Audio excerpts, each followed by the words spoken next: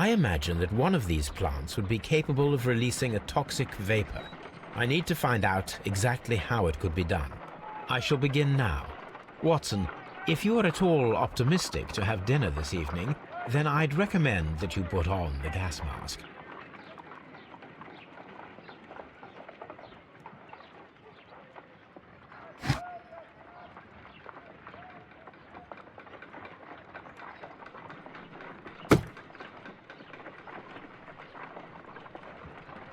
A prickly plant.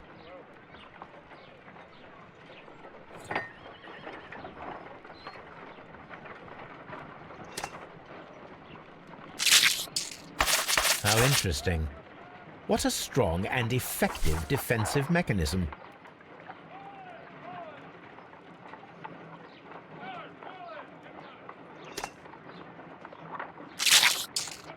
I find the behavior of predators utterly fascinating.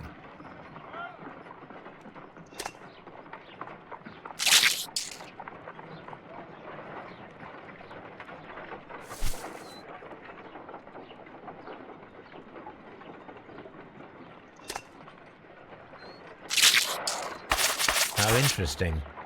What a strong and effective defensive mechanism.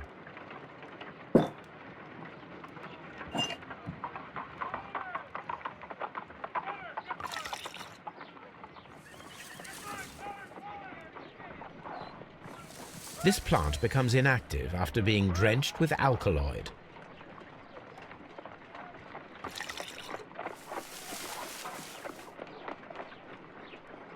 This plant becomes inactive after being drenched with alkaloid.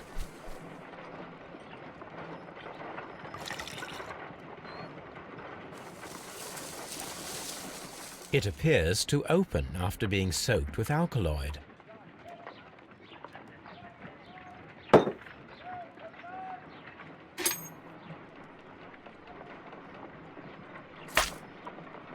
My word! It shot a spike at me after I stabbed it with a pin. I imagined that its reaction would be ferocious if I increased the strength of my attack.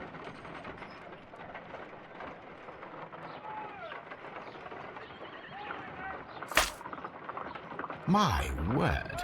It shot a spike at me after I stabbed it with a pin. I imagined that its reaction would be ferocious if I increased the strength of my attack.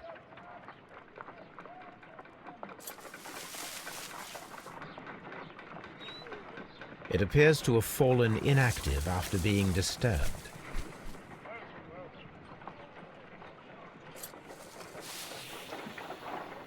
It closed again. I believe I saw a small cloud of gas. I wonder what secrets this plant is hiding. Perhaps if we agitate it to a greater extent whilst it is opened, it will reveal a little more. I am interested in what might occur if the prickly plant should shoot at it.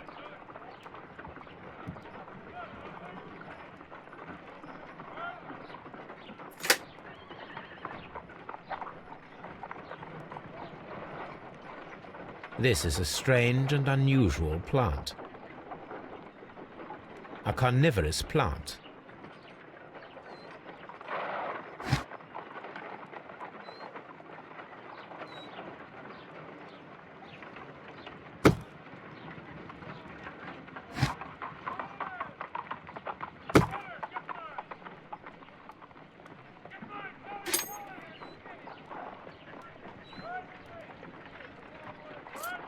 No reaction.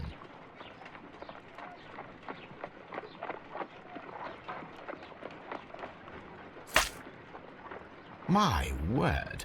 It shot a spike at me after I stabbed it with a pin. I imagined that its reaction would be ferocious if I increased the strength of my attack.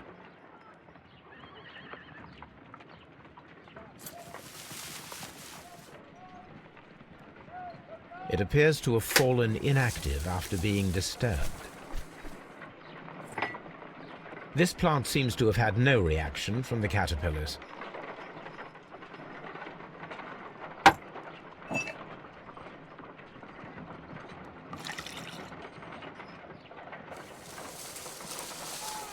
It appears to open after being soaked with alkaloid.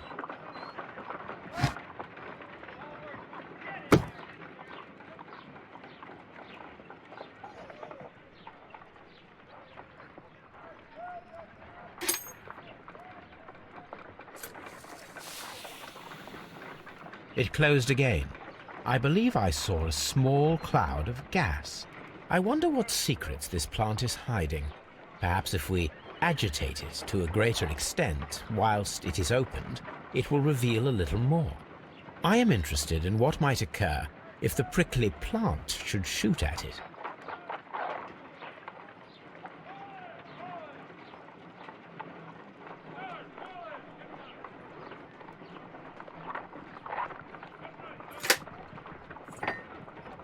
This plant seems to have had no reaction from the caterpillars.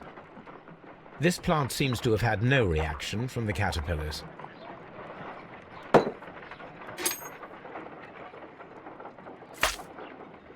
My word! It shot a spike at me after I stabbed it with a pin. I imagined that its reaction would be ferocious if I increased the strength of my attack.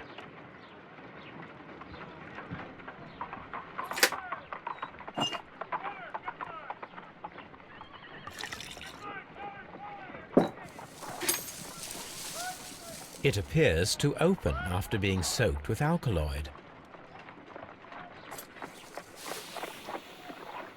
It closed again. I believe I saw a small cloud of gas. I wonder what secrets this plant is hiding. Perhaps if we agitate it to a greater extent whilst it is opened, it will reveal a little more. I am interested in what might occur if the prickly plant should shoot at it.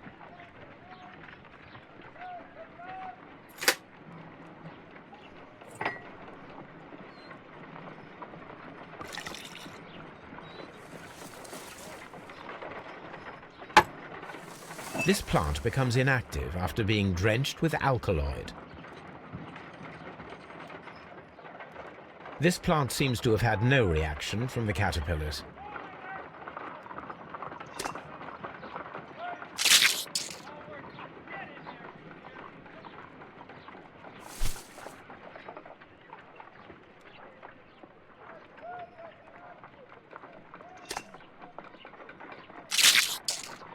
I find the behavior of predators utterly fascinating.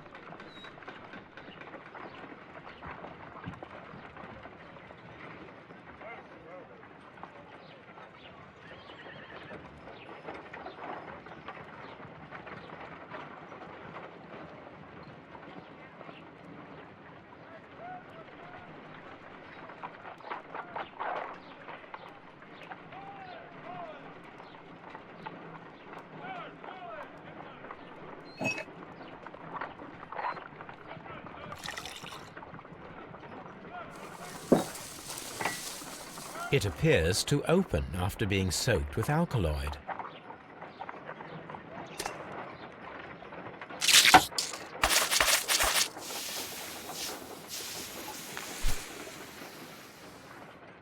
Toxic gas with spores.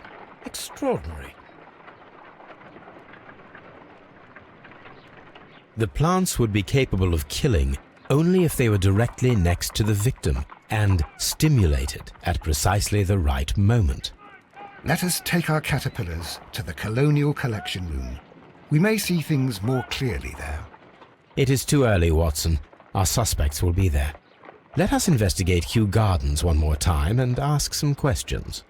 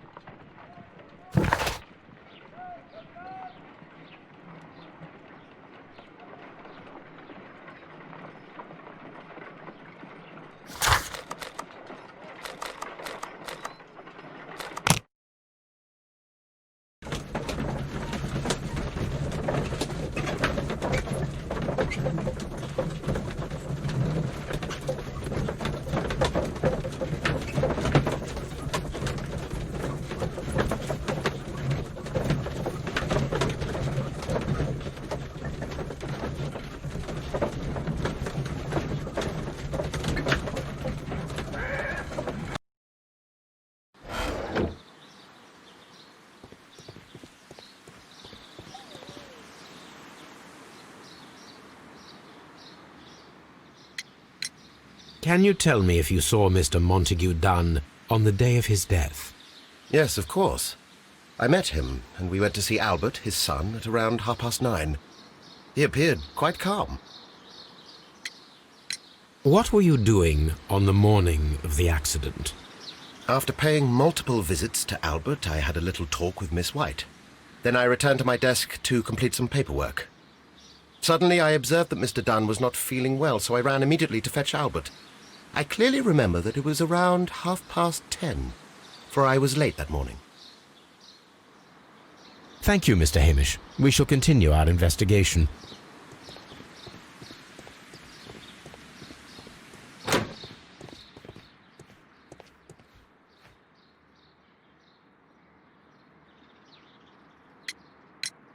Your father's death does seem highly suspicious. What were your movements here on that day? Suspicious? Well, I was working in the seed house, taking care of Lysa something, or Lear Pontus, or... No, wait. These Latin names. And I spent so many hours trying to memorize them. Did you see your father that day? Yes. He came here with Mr. Hamish for his weekly visit. There was nothing unusual about that. And then? Nothing. They stepped out to the backyard. It was perhaps 20 minutes before 10 o'clock. Then about 10 minutes later, I saw my father heading for the dry tropics room while Mr. Hamish returned here. And Mr. Hamish and Miss White, what were they both doing that morning? Mr. Hamish visited me a couple of times. I also saw him returning from talking with Miss White, and that was at 10 minutes past 10. But then he ran back here to me to tell me that my father was feeling unwell. We hurried across to the water lily room, and I found my father lying dead on the floor. Oh, my God. Thank you, young man. We shall see you again soon.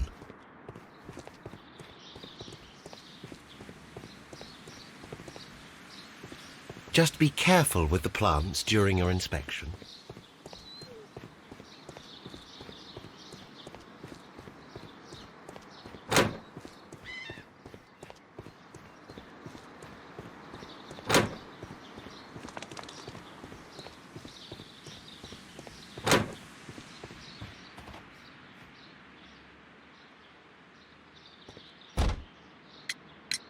Can you tell me what Mr. Dunn was doing upon the day of his death? I can, but there is nothing very special to say. I was in the laboratory when I saw Mr. Dunn heading towards me. Tuesday is the day of his weekly visit. It was supposed to be at 9, but he was 10 minutes late, as usual. And then? Well, he came in to say good morning. Then I saw him spend 2 or 3 minutes by the plants outside the laboratory. After that, he ran out in the direction of the nursery, where Mr. Hamish was working. He was always in a rush during the inspection, you see. I would pity anyone who stood in his way. And that was the last time you saw him? Yes. I stayed in the laboratory until 20 minutes to 11, when I heard the cries of Albert and Mr. Hamish from the large glass house. I joined them as soon as I could, for I knew that something must be very wrong. What exactly were you doing in the laboratory? I was recording an experiment for my thesis. I only stopped my work once when Mr. Hamish visited me briefly around 10 o'clock. You say you were recording an experiment when the tragedy occurred. Might I listen to the roll? Certainly. Please do. You will find it in the laboratory. It is number 320. Thank you, miss. Everyone has gone, Holmes. The way is clear.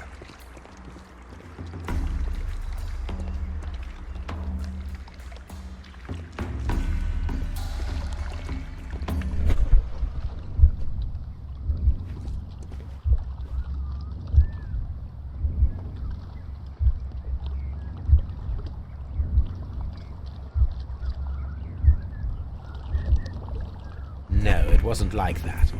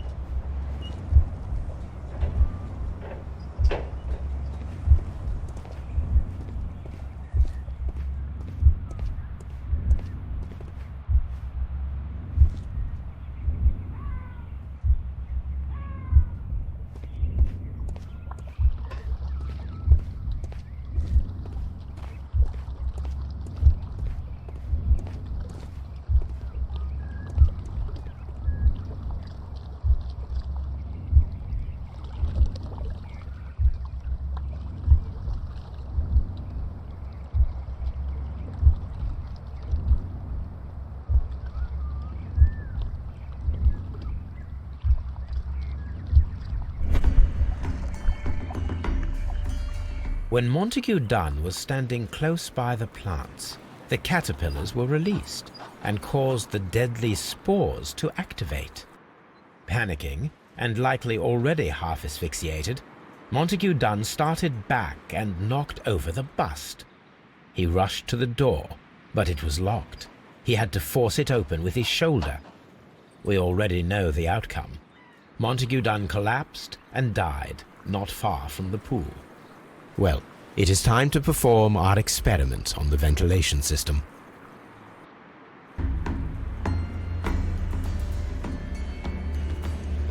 The caterpillars could only fall from the ventilation duct. Our caterpillars are in place. I'll activate the ventilation system so that they fall down. Watson, stay here and observe. All right, Holmes.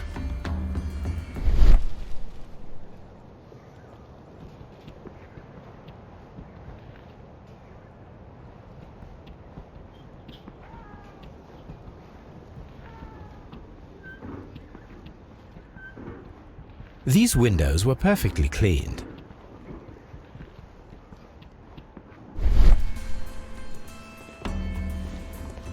We have to activate the ventilation system.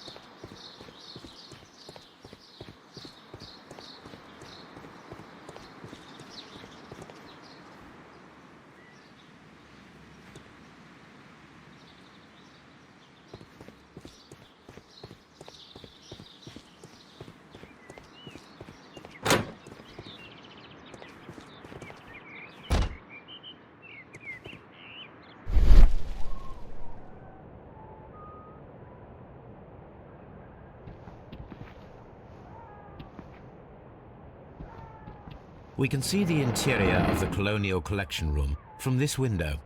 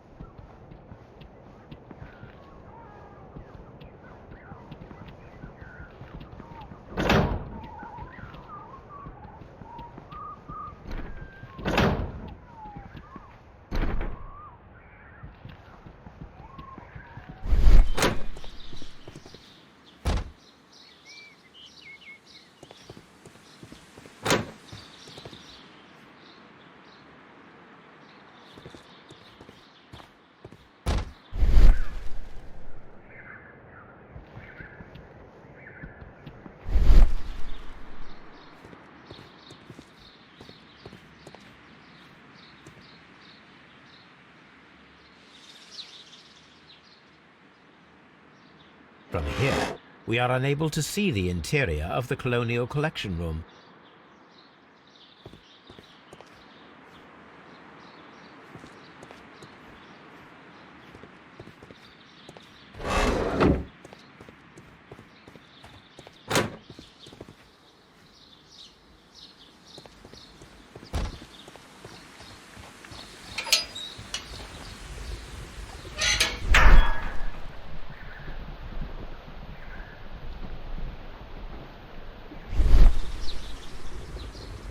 The power is on.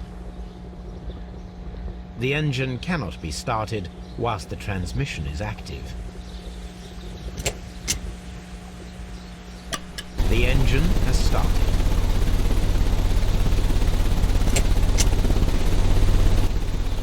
The ventilation system is working.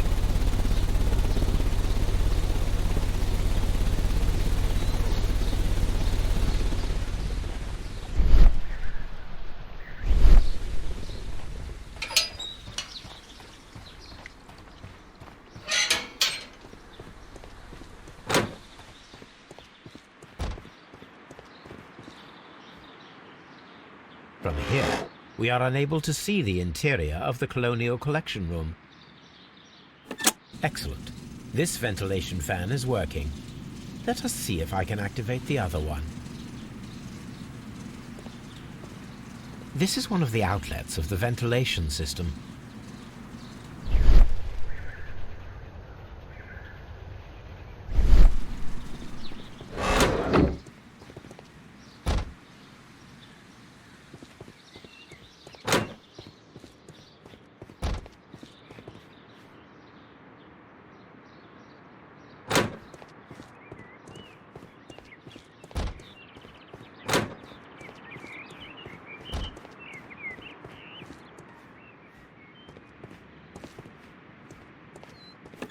Perfect.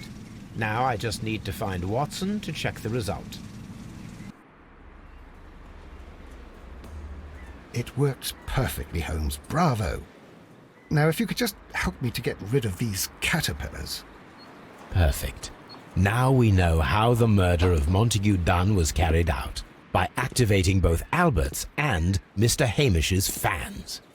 But only from Mr. Hamish's workplace would it be possible to see when Montague Dunn entered the Colonial Collection Room.